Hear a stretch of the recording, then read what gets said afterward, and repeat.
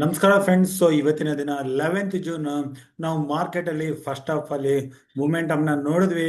ಆದರೆ second half ಅಲ್ಲಿ after 12:15 again market ಅಲ್ಲಿ ಕರೆಕ್ಷನ್ ಬಂತು. ಸೊ ಎಲ್ಲಿಂದ ನಿಫ್ಟಿ ಶುರು ಆಗಿತ್ತು, ದಿನದ ಕೊನೆಯಲ್ಲಿ ಅದೇ ಲೆವೆಲ್ ಅಲ್ಲಿ ಬಂದು ಕ್ಲೋಸಿಂಗ್ ನ ಕಂಡಿದೆ.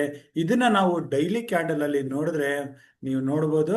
ಸೊ ಆಲ್ಮೋಸ್ಟ್ ಕನ್ಸಾಲಿಡೇಷನ್ ಆಗ್ತಾ ಇದೆ 3 ದಿನದಿಂದ. ಸೊ ಇಲ್ಲಿಂದ ಇವತ್ತಿನ ದಿನ ಇಂಡಿಯನ್ ಮಾರ್ಕೆಟ್ ಕ್ಲೋಸ್ ಆದ್ಮೇಲೆ US ಇನ್ಫ್ಲೇಷನ್ ರೇಟ್ ಬರೋದಿದೆ. ಸೊ ಅಲ್ಲಿಂದ US ಮಾರ್ಕೆಟ್ ಅಲ್ಲಿ ಯಾವ ರೀತಿ ರಿಯಾಕ್ಟ್ ಆಗುತ್ತೆ ಅಂತ ನಾವು ನೋಡ್ಬೇಕಾಗಿದೆ. ಅದು ಆದ್ಮೇಲೆ ಏನಾದರೂ ಗ್ಯಾಪ್ ಡೌನ್ ಅಥವಾ ಗ್ಯಾಪ್ ಅಪ್ ಆದ್ರೆ ಯಾವ ರೀತಿ ಪೊಸಿಷನ್ ತಗೋಬಹುದು ಅಂತ ಈ ವಿಡಿಯೋದಲ್ಲಿ ನೋಡಕ್ಕೆ ಶುರು ಮಾಡೋಣ. ಸೊ ಇಂಡಿಯಾದ ಮಾರ್ಕೆಟ್ ಕಂಡೀಷನ್ ಹೇಗಿದೆ ಅಂತಂದ್ರೆ ಓವರ್ ಆಲ್ ಆಗಿ ಪಾಸಿಟಿವ್ ಆಗೇ ಇದೆ. ಸೊ ನಾವು ಡೈಲಿ ನಮ್ಮ ಇಂಪಾರ್ಟೆಂಟ್ ಪ್ಯಾರಾಮೀಟರ್ಸ್ ಗಳನ್ನ ನೋಡ್ತಾನೆ ಬರ್ತಿದೀವಿ. ಅವುಗಳಲ್ಲಿ ಕೂಡ ನಮ್ಗೆ ಯಾವುದೇ ನೆಗೆಟಿವ್ ಕ್ಲೂ ಸಿಗ್ತಾ ಇಲ್ಲ. ಜಸ್ಟ್ ಈಗ ಬ್ರೆಂಟ್ ಕ್ರೂಡ್ ಆಯಿಲ್ ನ ನೋಡಿದ್ರೆ ಇದು ಮಾತ್ರ ಸ್ವಲ್ಪ 67 ಹತ್ರ ಹೋಗ್ತಾ ಇರೋದು. ಇದು ಸ್ವಲ್ಪ ನೆಗೆಟಿವ್ ಆಗಿದೆ, ಆದ್ರೆ ಅಷ್ಟೇನು ಇಂಪ್ಯಾಕ್ಟ್ ಇಲ್ಲ. ಸೊ ಇದು 68 ಮೇಲೆ ಹೋದ್ರೆ ಮಾತ್ರನೇ ಸ್ಲೈಟ್ ನೆಗೆಟಿವ್ ಇರುತ್ತೆ. ಅದ್ರ ಜೊತೆಗೆ ನಾವು ಇತರ ಪ್ಯಾರಾಮೀಟರ್ಸ್ಗಳು, ನಾವು ಇಂಡಿಯಾ ವಾಲಟಿಲಿಟಿ ಇಂಡೆಕ್ಸ್ ಇದು ಕಡಿಮೆ ಆಗ್ತಿರೋದು, ಇದನ್ನು ಪಾಸಿಟಿವ್ ಆಗಿರುತ್ತೆ. ಇದನ್ನ ಬಿಟ್ರೆ ನಮ್ಮ ರುಪಿ ಅಗೇನ್ಸ್ಟ್ US ಡಾಲರ್ 85.44 ಹತ್ರ ಇದನ್ನು ಪಾಸಿಟಿವ್ ಆಗಿರುತ್ತೆ. US ಡಾಲರ್ ಇಂಡೆಕ್ಸ್ 99 ಹತ್ರ ಇದನ್ನು ಪಾಸಿಟಿವ್ ಆಗಿರುತ್ತೆ. US 10 year ಬಾಂಡ್ ಈಲ್ಡ್ 4.49 ಹತ್ರ ಇದೆ, 4.5. ಸೊ ಕಂಪೇರಿಟಿವ್ಲಿ ಇದು ನ್ಯೂಟ್ರಲ್ ಆಗಿದೆ. ಸೊ ಯಾವುದೇ ಅಷ್ಟು ನೆಗೆಟಿವ್ ಮೂಮೆಂಟಮ್ ನಮಗೆ ಕಾಣಿಸ್ತಾ ಇಲ್ಲ. ಇನ್ನು US ಮಾರ್ಕೆಟ್ ಇದು ಕೂಡ ಆಲ್ಮೋಸ್ಟ್ ಸೈಡ್ ವೈಸ್ ಅಲ್ಲೇ ಹೋಗ್ತಾ ಇದೆ. ಇದು ಕೂಡ ಬ್ರೇಕ್ಔಟ್ಗೆ ತಯಾರಾಗಿದೆ ಅಂತ ಕಾಣಿಸ್ತಾ ಇದೆ. ಸೊ ಇಲ್ಲಿಂದ ನಮಗೆ ಪಾಸಿಟಿವ್ ಮೂಮೆಂಟಮ್ ಸಿಗ್ಬೇಕಾಗತ್ತೆ. ಆಗ ಮಾತ್ರ ನಾವು ಇಂಡಿಯನ್ ಮಾರ್ಕೆಟ್ ಅಲ್ಲಿ ಒಂದು ಮೂಮೆಂಟಮ್ ನೋಡೋ ಚಾನ್ಸಸ್ ಇರುತ್ತೆ ಅಂತ ನನಗೆ ಅನಿಸ್ತಾ ಇದೆ. ಇನ್ನು ನಾಸ್ಡಾಕ್ ಇಂಡೆಕ್ಸ್ ನ ನೋಡಿದ್ರೆ ಇದು ಆಲ್ಮೋಸ್ಟ್ ಹೈಯಲ್ಲಿ ಟ್ರೇಡ್ ಆಗ್ತಾ ಇದೆ. IT ಸ್ಟಾಕ್ಗಳು, ಅದಕ್ಕಾಗಿ ನಮ್ಮ ಇಂಡಿಯನ್ ಮಾರ್ಕೆಟ್ ಅಲ್ಲಿ ಕೂಡ ಪಾಸಿಟಿವ್ ಆಗಿ ತೋರಿಸ್ತಾ ಇದಾವೆ. ಸೊ ನಾಸ್ಡಾಕ್ US ನ IT ಇಂಡೆಕ್ಸ್ ಪಾಸಿಟಿವ್ ಆಗ್ತಾ ಇದ್ರೆ ಇಂಡಿಯನ್ ಮಾರ್ಕೆಟ್ ಅಲ್ಲಿ IT ಸ್ಟಾಕ್ಗಳು ಕೂಡ ಪಾಸಿಟಿವ್ ಆಗಿರ್ತವೆ. ಸೊ ಇದನ್ನ ನಾವು ಟ್ರ್ಯಾಕ್ ಮಾಡಬೇಕಾಗತ್ತೆ. ಇನ್ನು ಜಪಾನ್ ನಿಕೆಯನ್ನ ನೋಡಿದ್ರೆ ಇಲ್ಲಿ ಕೂಡ ಪಾಸಿಟಿವ್ ಮೂಮೆಂಟಮ್ನ ನಾವು ನೋಡ್ತಾ ಇದೀವಿ. ಸೊ ಎಲ್ಲ ಮಾರ್ಕೆಟ್ಗಳು ಸದ್ಯಕ್ಕೆ ಬ್ರೇಕ್ಔಟ್ ಲೆವೆಲ್ ಅಲ್ಲಿ ಇದಾವೆ. ಇಂಡಿಯನ್ ಮಾರ್ಕೆಟ್ ಬ್ರೇಕ್ಔಟ್ ಆಗಿ ಬಂದ್ರೆ ಕೂಡ ಇಲ್ಲಿ ನೆಕ್ಸ್ಟ್ ಮೂಮೆಂಟಮ್ ಸಿಗ್ತಾ ಇಲ್ಲ. ಸೊ ಆ ಮೂಮೆಂಟಮ್ನ ನಾವು 12th ಜೂನ್ ನಿಫ್ಟಿ ಎಕ್ಸ್ಪೈರಿನಲ್ಲಿ ನೋಡ್ಬೋದಾ ಅಂತಂದ್ರೆ ನೋಡೋ ಚಾನ್ಸಸ್ ಜಾಸ್ತಿನಿದೆ.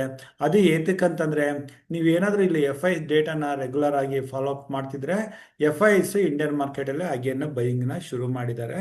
ಸೊ ಜೂನ್ ಮಂತ್ ಅಲ್ಲಿ ಜೂನ್ 6th 9th 10th ಸತತವಾಗಿ ಬೈಯಿಂಗ್ ನ ಮಾಡಿದ್ರು. ಸೊ 11 ಜೂನ್ ಡೇಟಾ ಬರೋದಿದೆ. ಸೊ ಇಲ್ಲಿಂದ ನನಗೆ ಸದ್ಯಕ್ಕೆ FIs ಕಡೆಯಿಂದ ಪಾಸಿಟಿವ್ ಹಾಗೂ DIs ಕೂಡ ಸತತವಾಗಿ ಇಂಡಿಯನ್ ಮಾರ್ಕೆಟ್ ಅಲ್ಲಿ ಬೈಯಿಂಗ್ ಮಾಡ್ತಿದ್ದಾರೆ. ಸೊ ಇಲ್ಲಿಂದ ನಮಗೆ ಓವರ್ ಆಲ್ ಆಗಿ ಬೈಯಿಂಗ್ ಇಂಟ್ರೆಸ್ಟ್ ಬರ್ತಾ ಇದೆ. ಇನ್ನು ನಾವು ನಿಫ್ಟಿ ಆಪ್ಷನ್ ಚೈನ್ ನ ಚೆಕ್ ಮಾಡಿದ್ರೆ ಮೊದಲದಾಗಿ NSE ವೆಬ್ಸೈಟ್ ಅಲ್ಲಿ ಬಂದು ನೋಡಿದ್ರೆ ಇಲ್ಲಿ ನೀವು ನೋಡ್ಬೋದು. ಇಲ್ಲಿ ಕಾಲ್ ಸೈಡ್ ಅಲ್ಲಿ 25,100 ಕೆಳಗಡೆ ಇರೋ ಎಲ್ಲಾ ಕಾಲ್ ರೇಟರ್ಸ್ ತಮ್ಮ ಪೊಸಿಷನ್ಸ್ ಗಳಿಂದ ಹೊರಗಡೆ ಬರ್ತಿದ್ದಾರೆ. ಸೊ ಇದು ಆಕ್ಚುಲಿ ಪಾಸಿಟಿವ್ ಆಗಿ ನಮಗೆ ಕಾಣಿಸ್ತಾ ಇದೆ.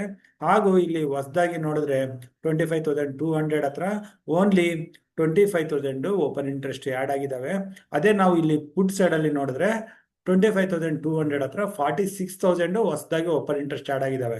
ಸೊ ಮೇನ್ ಆಗಿ 25,200 ಅದ್ರ ಮೇಲೆನೆ ನಿಫ್ಟಿ ಎಕ್ಸ್ಪೈರಿ ಆಗೋ ಚಾನ್ಸಸ್ ಜಾಸ್ತಿ ಇದೆ.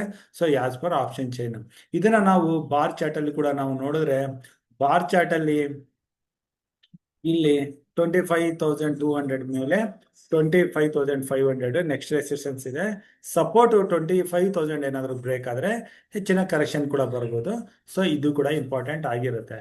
ಸೊ ಇದನ್ನ ಇಟ್ಕೊಂಡು ನಾವು ನಿಫ್ಟಿನಲ್ಲಿ ಯಾವ ರೀತಿ ಪೊಸಿಷನ್ ತಗೋಬಹುದು ಅಂತ ನೋಡೋದಾದ್ರೆ ಇದನ್ನ ನಾವು 15 ನಿಮಿಷದ ಕ್ಯಾಂಡಲ್ ಅಲ್ಲೇ ನೋಡೋಣ. ಸೊ ಈಗ ನಾವು ನಿಫ್ಟಿ ಏನಾದರೂ ಫ್ಲಾಟ್ ಆಗಿ ಓಪನ್ ಆದ್ರೆ 25,050 ಮೇಲೆ ಯಾವುದೇ ಲೆವೆಲ್ ಅಲ್ಲಿ ಓಪನ್ ಆದ್ರೆ ಕೂಡ ನಾವು 25,050 ಹತ್ರ ಸ್ಟಾಪ್ ಇಟ್ಕೊಂಡು ಕಾಲ್ ಸೈಡ್ ಅಲ್ಲಿ ಪೊಸಿಷನ್ ತೊಗೊಳಕ್ಕೆ ನೋಡಬಹುದು. 25,050 ಏನಾದರೂ ಬ್ರೇಕ್ ಆಯ್ತು ಅಂತಂದ್ರೆ ನಾವು ಕಡಿಮೆ ಕ್ವಾಂಟಿಟಿಯಲ್ಲಿ ಪುಟ್ ಪೊಸಿಷನ್ ತೊಗೊಳಕ್ಕೆ ಕೂಡ ನೋಡ್ಬೋದು. ಅಲ್ಲಿಂದ ಬರೋ ಡೌನ್ 24,900 ವರೆಗೂ ಬರೋ ಚಾನ್ಸಸ್ ಇರುತ್ತೆ. ಸೊ 24,900 ಯಾವ ಲೆವೆಲ್ ಅಂತಂದ್ರೆ ಇಲ್ಲಿ ನೀವು ನೋಡ್ಬೋದು. ಕಳೆದ ಬಾರಿ ಇಲ್ಲಿ ನಾವು ನೋಡ್ತಿದ್ದಂಗೆ ಮೇ ಲಾಸ್ಟ್ ವೀಕಲ್ಲಿ ಮೇ 29 ಮೇ 30 ಹಾಗೂ ಇಲ್ಲಿ 5th ಜೂನಲ್ಲಿ ಏನು ನಿಫ್ಟಿ ರಿಜೆಕ್ಷನ್ ಕಂಡಿತ್ತು ಆ ಲೆವೆಲ್ ಸಪೋರ್ಟ್ ಆಗಿರುತ್ತೆ. ಸೊ ನಿಫ್ಟಿ ಏನಾದರೂ ಕರೆಕ್ಷನಲ್ಲಿ 24,900 ಹತ್ರ ಬಂದರೆ ಖಂಡಿತವಾಗಿ ಇಲ್ಲಿಂದ ಸಪೋರ್ಟ್ ತಗೊಂಡು ರಿಕವರಿ ಆಗೋ ಚಾನ್ಸಸ್ ಇರುತ್ತೆ. ಸೊ ಇಲ್ಲಿಂದ ನಾವು ರಿಕವರಿಗೆ ಕಾಲ್ ಸೈಡಲ್ಲಿ ಪೊಸಿಷನ್ಸ್ನ ತಗೋಬೋದು. ಇನ್ನು ನಿಫ್ಟಿ ಈ ಲಾಂಗ್ ಸೈಡಲ್ಲಿ ಅಂದರೆ ಗ್ಯಾಪ್ ಅಪ್ ಅಲ್ಲಿ ಓಪನ್ ಆದರೆ 25,200 ಮೇಲೆ ಓಪನ್ ಆಯಿತು ಅಂತಂದರೆ ಅಗೇನ್ ನಾವು 25,170 ಹತ್ರ ಸ್ಟಾಪ್ ಲಾಸ್ ಇಟ್ಕೊಂಡು ಕಾಲ್ ಸೈಡಲ್ಲೇ ಪೊಸಿಷನ್ ತೊಗೊಳಕ್ಕೆ ನೋಡ್ಬೋದು. ಇಲ್ಲಿಂದ ಬರೋ ಮೂಮೆಂಟಮ್ಮು 25,450 ಇಂದ 500ವರೆಗೆ ಒನ್ ಸೈಡ್ ಮೂಮೆಂಟಮ್ ಬರೋ ಚಾನ್ಸಸ್ ಇರುತ್ತೆ. ಸೊ ನಿಫ್ಟಿನಲ್ಲಿ ಇಲ್ಲಿ ನಾವು ಲಾಂಗ್ ಸೈಡಲ್ಲಿ ಕೂಡ ಪೊಸಿಷನ್ ತೊಗೊಳಕ್ಕೆ ನೋಡ್ಬೋದು. ಈ ಲೆವೆಲ್ಸ್ ಬಿಟ್ಟು ಏನಾದರೂ ಬೇರೆ ಅಪ್ಡೇಟ್ಸ್ ಇದ್ರೆ ಅದನ್ನು ನಾನು ನಮ್ಮ ಟುಡೇಸ್ ಇನ್ವೆಸ್ಟ್ಮೆಂಟ್ ಟೆಲಿಗ್ರಾಮ್ ಗ್ರೂಪಲ್ಲಿ ಡೇ ಓಪನಿಂಗಲ್ಲೇ ಅಪ್ಡೇಟ್ ಮಾಡ್ತೀನಿ. ಸೊ ಅಲ್ಲಿಂದ ನೀವು ಮಾಹಿತಿನ ಪಡಿಬೋದು.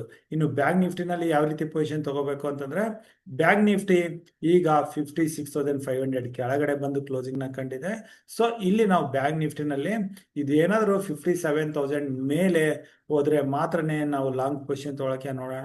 ಅಥವಾ ಇಲ್ಲಿಂದ ಇದೇನಾದರೂ ಹೆಚ್ಚಿನ ಕರೆಕ್ಷನ್ ಬಂದು 20-day ಮೂವಿಂಗ್ ಆವರೇಜ್ 55,800 ಈ ಲೆವೆಲಲ್ಲಿ ಬಂದರೆ 20-day ಮೂವಿಂಗ್ ಆವರೇಜ್ ಇಲ್ಲಿಂದ ಸಪೋರ್ಟ್ ತೊಗೊಂಡು ರಿವರ್ಸ್ ಕಾಣ್ತಾ ಇದ್ರೆ ಅಲ್ಲಿ ಲಾಂಗ್ ಪೊಸಿಷನ್ ತೊಗೊಳಕ್ಕೆ ನೋಡ್ಬೋದು. ಇನ್ನು ಪುಟ್ ಪೊಸಿಷನ್ ತಗೋಬೋದಾ ಅಂತ ನೋಡಿದ್ರೆ ಬ್ಯಾಂಕ್ ನಿಫ್ಟಿನಲ್ಲಿ ಪುಟ್ ಪೊಸಿಷನ್ಸ್ನ ನಾವು ಟ್ರೈ ಮಾಡಂಗಿದ್ರೆ 56,400 ಕೆಳಗಡೆ ಬ್ಯಾಂಕ್ ನಿಫ್ಟಿ ಸ್ಲಿಪ್ ಆದರೆ ಕಡಿಮೆ ಕ್ವಾಂಟಿಟಿನಲ್ಲಿ ಪುಟ್ ಪೊಸಿಷನ್ ತಗೊಂಡು 56,500 ಮೇಲೆ ಸ್ಟಾಪ್ ಲಾಸ್ ಇಡಬೇಕಾಗತ್ತೆ. ಇಲ್ಲಿಂದ ಬರೋ ಮೂಮೆಂಟಮ್ ಅಲ್ಲಿ ಡೌನ್ ಮೂನ್ ಅಲ್ಲಿ 400 to 500 ಪಾಯಿಂಟ್ ಸಿಕ್ಕರೆ ಅಲ್ಲಿ ನಾವು ಪ್ರಾಫಿಟ್ನ ಬುಕ್ ಮಾಡ್ಬೋದು. ಇನ್ನು ಸೆಲೆಕ್ಟ್ ಮಿಡ್ ಕ್ಯಾಪ್ ನಿಫ್ಟಿನ ನೋಡಬೇಕು ಅಂತಂದ್ರೆ ಸೆಲೆಕ್ಟ್ ಮಿಡ್ ಕ್ಯಾಪ್ ನಿಫ್ಟಿ 13,170 ಕೆಳಗಡೆ ಬಂದರೆ ವೀಕ್ ಆಗುತ್ತೆ. ಸೊ ಇಲ್ಲಿ ಪುಟ್ಟು ಪೊಸಿಷನ್ಸ್ನ ಟ್ರೈ ಮಾಡ್ಬೋದು. ಇಲ್ಲಿ 13,000ವರೆಗೆ ಟಾರ್ಗೆಟ್ ಇಟ್ಕೊಂಡು 13,000ನಿಂದ ಸಪೋರ್ಟ್ ತೊಗೊಂಡು ರಿವರ್ಸ್ ಕಾಣ್ತಾ ಇದ್ರೆ ಅಲ್ಲಿ ಕಾಲ್ ಸೈಡಲ್ಲಿ ಕೂಡ ಪೊಸಿಷನ್ ತೊಗೊಳಕ್ಕೆ ನೋಡ್ಬೋದು.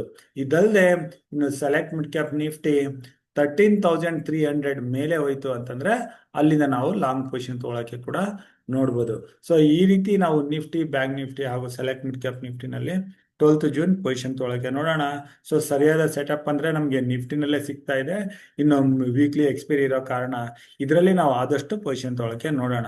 ಸೊ ನಾನು ಕೊಟ್ಟಿರೋ ಮಾಹಿತಿನಲ್ಲಿ ನಿಮ್ಗೆ ಇನ್ನೂ ಏನಾದರೂ ಡೌಟ್ಸ್ ಇದ್ರೆ ನೀವು ನನಗೆ ಡೈರೆಕ್ಟಾಗಿ ಕಾಂಟ್ಯಾಕ್ಟ್ ಮಾಡ್ಬೋದು. ನನ್ನ ನಂಬರ್ 9845852716. ಹೇಳ್ತಾ ಇವತ್ತಿನ ವಿಡಿಯೋ ಇಲ್ಲಿಗೆ ಮುಗಿಸ್ತಾ ಇದ್ದೀನಿ.